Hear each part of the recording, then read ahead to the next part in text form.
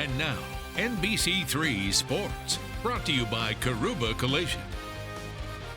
SU lacrosse waiting patiently for tonight's selection show special. Good evening, I'm Alex Peck. I'm sure SU basketball is the first thing that comes to mind in terms of Selection Sunday. But if you're a lacrosse fan, you well know the Orange have made a living out of playing in the big dance.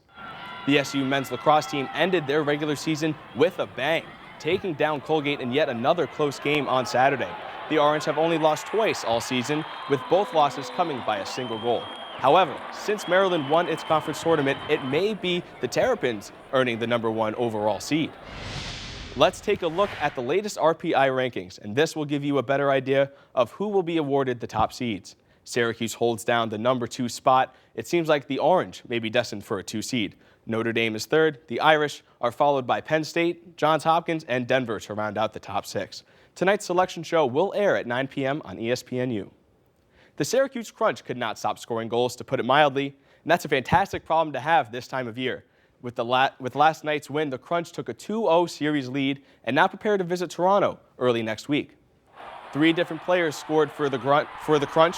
It was quite the offensive showing, in fact. The Crunch have never scored that many goals in a playoff game. 14 different players recorded points, including 7 of those players with multi-point efforts. In other words, Syracuse dominated Toronto from start to finish. But the Crunch better be prepared for a battle north of the border. The series shifts to Toronto for games 3, 4, and 5. The next game will take place Tuesday night at 7 o'clock. Game 4 will be Wednesday. Then they'll enjoy a nice 4-day break, and if necessary, before Game 5, which is set to take place Monday, May 15th.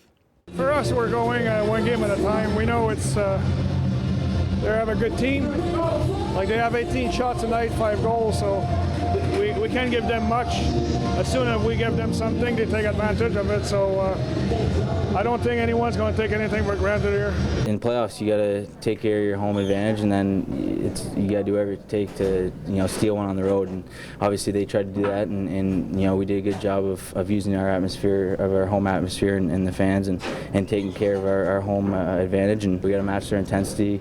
They're going to use their home crowd, and we're going to do whatever it takes to get off to an early start like we did today.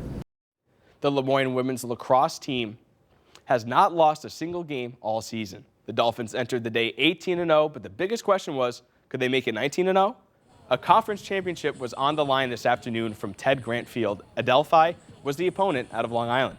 Under 10 minutes to go, Lemoyne trailing by 3, but Monica Santa starts the Dolphins' rally, scores from the free position, and the deficit is only 2. A few moments later, and Brianna Fazio makes it a 1-goal game. Adelphi has been the only team to really test the Dolphins this season, and today the Panthers did just that. Time winding down, and Adelphi cements the win. Lemoyne falls today, 7-5, the final. I couldn't be more proud of this team right now. I mean, it was definitely not the result we were hoping for. It's a great team that we just lost to, and we got down kind of quick on some, I would say, uncharacteristic takes that they had on our defense that has been so strong all year. You could see the defense in the second half, and the offense, we struggle against their defense. So we'll find more goals if we get a chance to see them again, I think. The Lemoyne men take care of business on the road, taking down Adelphi in the conference title game.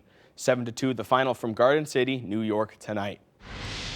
A Region 3 championship was on the line in Rochester today, but the OCC women's lacrosse team falls short to Monroe, 16-8. The Lasers are the 2 seed in next week's Final Four.